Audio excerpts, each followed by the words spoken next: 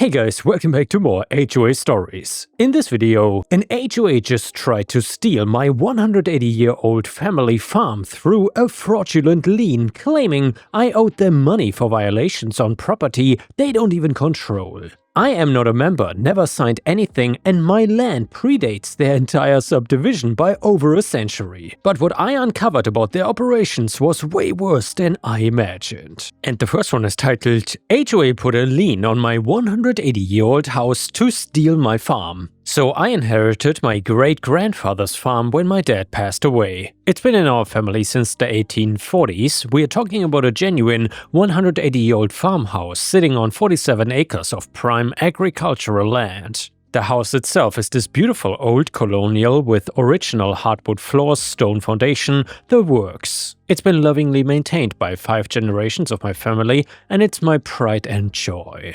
The property is about 15 minutes outside our small town, tucked away on a quiet country road. For most of my life, our nearest neighbors were other old farming families spread out over hundreds of acres. It was peaceful, quiet, and exactly the kind of place where you could live your life without anyone bothering you. But then the developers came. About 3 years ago, some hotshot development company brought up a big chunk of land about a half-mile down the road from us. They built one of those cookie-cutter subdivisions, you know the type, where every house looks exactly the same and they give it some pretentious name. At first it wasn't too bad, sure, there was more traffic on our previously quiet road, and yeah, some of the new residents gave me weird looks when I would drive my tractor down to check the back fields, but whatever, live and let live, right? The problem started about 6 months after the last house there got sold.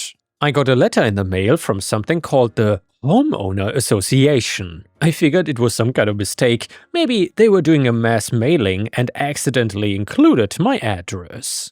The letter was asking me to attend their monthly meeting to discuss community standards and property maintenance issues affecting our neighborhood. I just tossed it in the trash and didn't think much about it. 2 weeks later, I got another letter. This one was more direct. It informed me that as a resident of the HOA community, I was required to bring my property into compliance with their community standards. Apparently, my excessive outdoor storage, aka my farm equipment, the non-conforming structures, my 180-year-old barn, and inappropriate landscaping, my vegetable garden and fruit trees, were negatively impacting property values in the HOA community.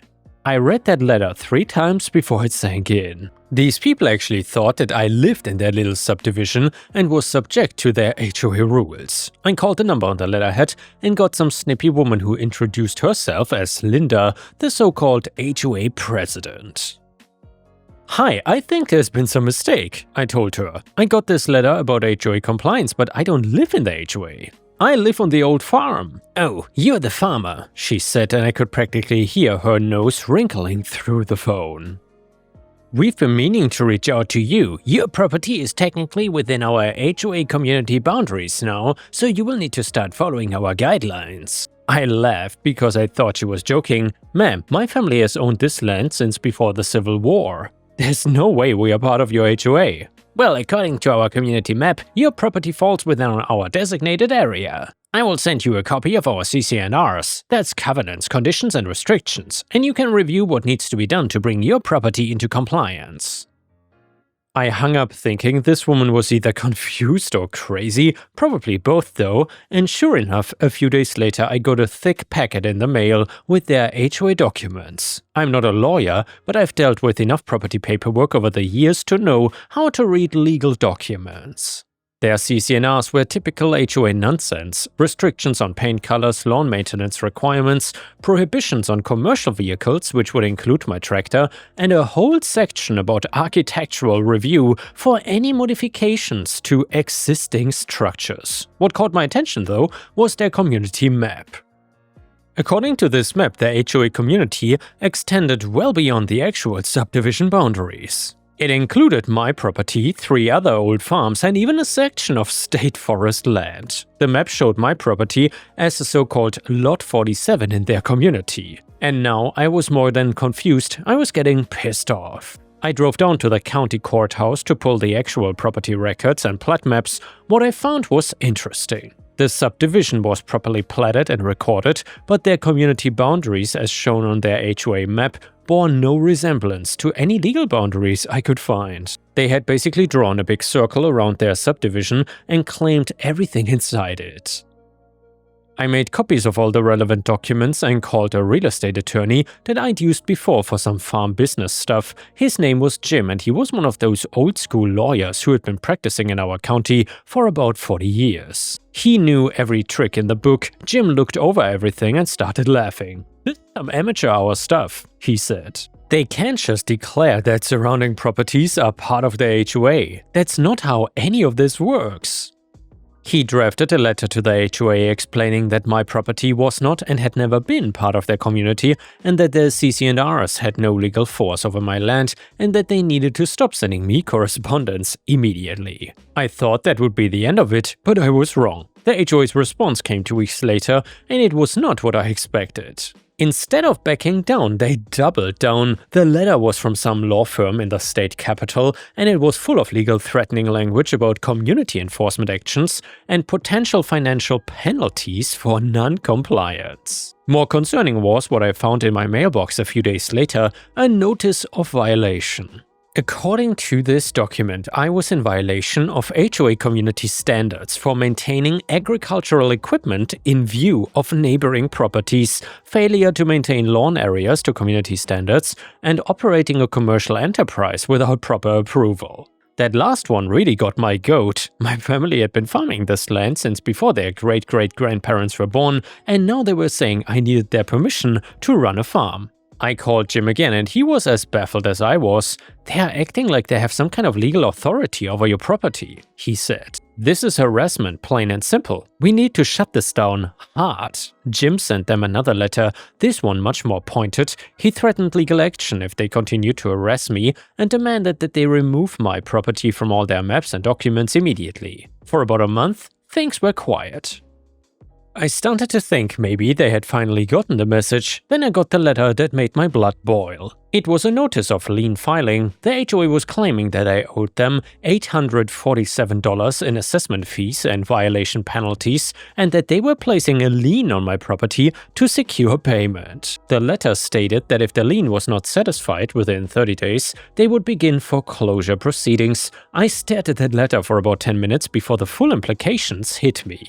These people were literally trying to steal my farm. They were claiming fake fees and penalties to create a lien, and then they would foreclose on the lien to force the sale of my property. It was absolutely brilliant in its audacity and completely illegal, so I called Jim immediately, and I could hear him getting angry as I read him the letter. "They filed a lien?" he said. "On what authority? This is fraud, pure and simple." Jim went down to the courthouse that same day to pull the lien documents. What he found was even worse than I thought. Not only had they filed the lien, but they had also filed it incorrectly, using a property description that didn't match my actual deed, and claiming authority under statutes that didn't even apply to my situation. "Here's what we're gonna do," Jim told me. "First, we're gonna file a motion to have this lien declared invalid and removed from your property records. Second, we're gonna file a lawsuit against the HOA and their board members personally for fraud and harassment. And third, we're gonna file a complaint with the State Attorney General's office because what they are doing is illegal under state law." However, Jim had an even better idea and said, "You know what?" he said with a grin. "Let them dig their hole a little deeper first. I want to see just how far they're willing to take this." The plan was simple but brilliant. Instead of immediately challenging the lien, we were gonna let the HOA think that they were winning while we gathered evidence of their fraudulent scheme. Jim suspected that they'd been pulling similar stunts with other property owners, and he wanted to build a comprehensive case against them. We started doing so by investigating. Jim had a paralegal who was good at research, and she started digging into the HOA's activities over the past year, and what she found was eye-opening. The HOA had sent similar letters to all 3 of the other old farms in the area claiming they were now part of the community and demanding compliance with HOA rules. 2 of the farmers were elderly and had been intimidated into paying small fees to avoid trouble. The 3rd farmer had ignored the letters entirely, but here's where it got really interesting. The HOA had also been sending bills to the county for maintenance of the state forest land they had claimed as part of their community. So they were literally billing the government for mowing grass and removing fallen trees from public land they had no responsibility for. Jim's paralegal also found out that 3 of the 5 HOA board members had been involved in similar schemes in other states. Linda, the HOA president, had been part of an HOA in Florida that had been shut down by the state for fraudulent lien filings. Another board member had been sued in Texas for harassment of property owners. We had them dead to rights, but Jim wanted to wait for them to make the next move. Let's see if they are actually stupid enough to try to foreclose, he said, and they were. About 2 weeks after the 30-day deadline in their lien notice, I got a letter from the same law firm saying they were beginning foreclosure proceedings. They were also demanding immediate payment of the $847 plus additional fees and costs totaling another $1,200, or else they would force the sale of my property to satisfy the lien.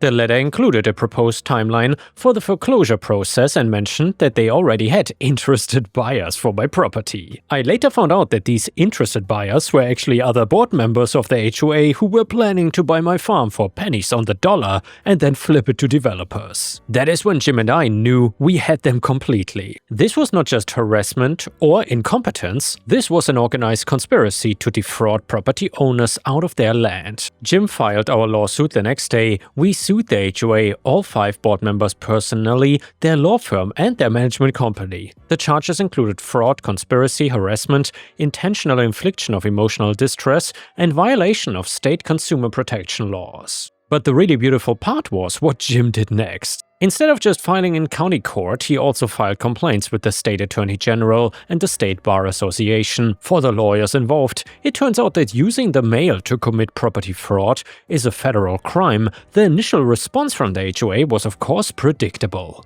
Their lawyer sent a letter claiming that the lien was valid and that I was just a disgruntled property owner trying to avoid legitimate community obligations. They demanded that I dismiss the lawsuit and pay the lien amount plus their legal fees. Jim's response was a thing of beauty. He sent them a letter that was basically a legal nuclear bomb. It laid out every piece of evidence we had gathered, detailed exactly how their scheme worked, and gave them 48 hours to voluntarily dismiss the lien and pay damages or face criminal prosecution. The letter included copies of the property records showing that my land had never been part of their community, evidence of their previous fraudulent activities in other states, documentation of their illegal billing to the county, and proof that they'd attempted the same scam on other local property owners. The response was immediate and satisfying. Within 24 hours, I got a call from a different law firm saying they now represented the HOA and wanted to discuss a settlement. The new lawyer, let's call him Bob, was much more professional than their previous representation. My clients are willing to remove the lien and acknowledge that your property is not part of the HOA, Bob told me. In exchange, they would like you to dismiss your lawsuit and agree not to pursue further legal action. I laughed. That's not even close to enough, I told him. Your clients tried to steal my farm. They committed fraud and they harassed me for months. A simple "oops, our bad" does not cut it. Jim and I had already discussed our demands. We wanted the lien removed immediately, a public apology acknowledging their wrongdoing, payment of all our legal fees, and $25,000 in damages for harassment and emotional distress. We also wanted them to contact the other property owners they had scammed and make restitution to them as well. Bob said he would take our demands to his clients and get back to us. While we waited, things started falling apart for the HOA in other ways. The State Attorney General's office opened a formal investigation into their activities. As part of that investigation, they froze the HOA's bank accounts and demanded all their financial records. They also sent investigators to interview every property owner in the actual HOA subdivision, and what they found was shocking.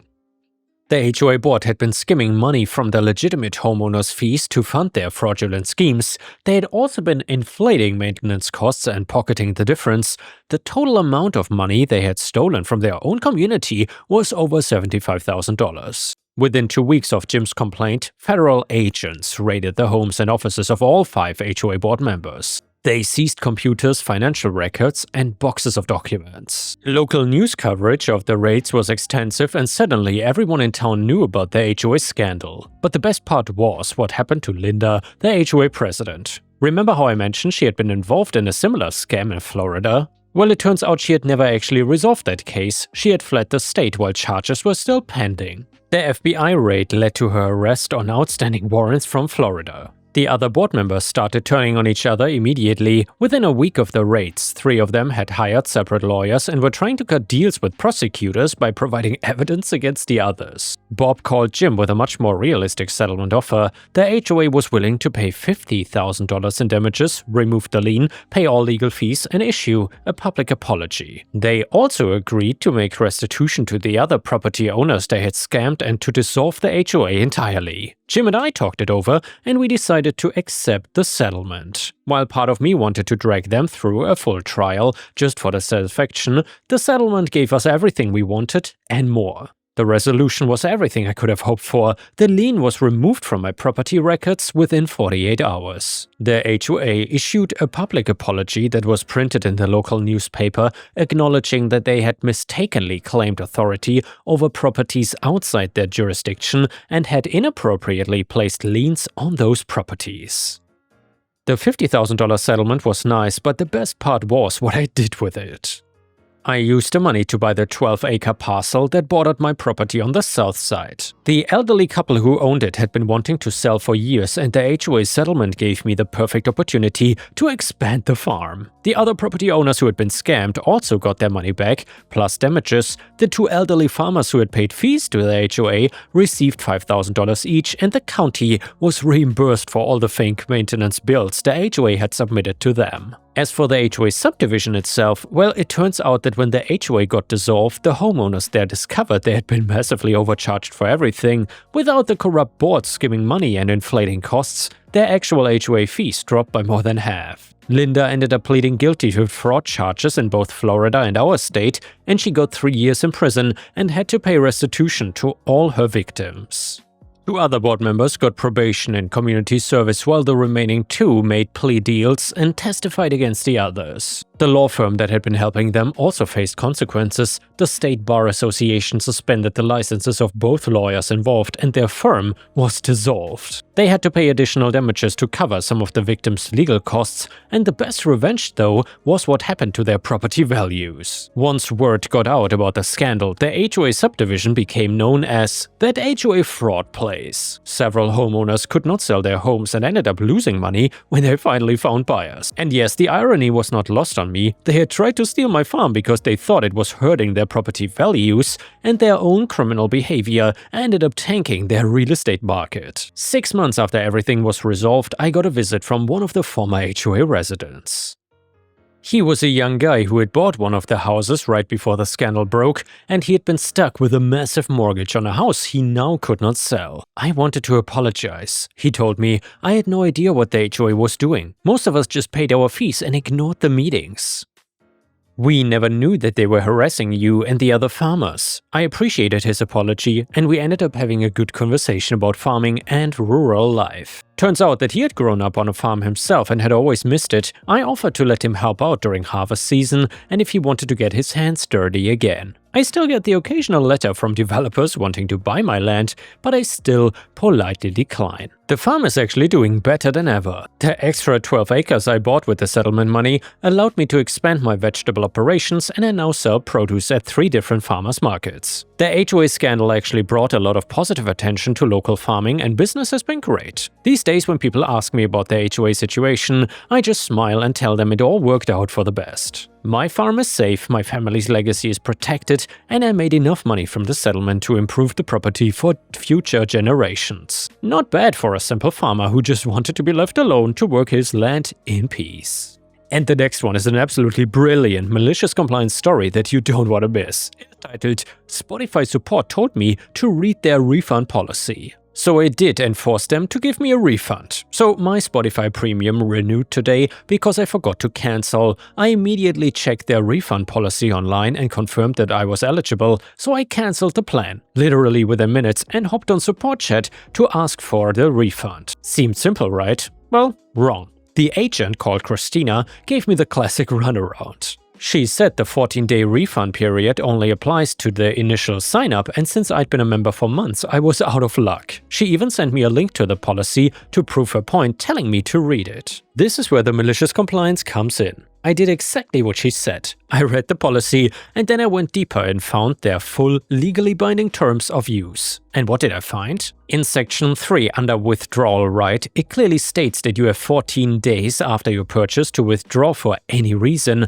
A monthly renewal is a new purchase, and my own research before that chat was correct. I went back to Christina and quoted the terms of use directly. She put me on hold to check backstage and then came back with the same denial. Her team was doubling down on the incorrect script, so I played my final card. I sent this message. So, since this dispute is specifically about the legal interpretation of the withdrawal right in your terms of use, could you please provide the contact info for Spotify's legal department or the appropriate office for handling formal contractual disputes? The change was instant. Suddenly, she had to see what she could do, and 5 minutes later, I've managed to ask some support with our backstage team and we can go ahead and process a refund for you. They folded like a cheap suit. Their business model counts on you giving up. Just don't, you are entitled to your money back.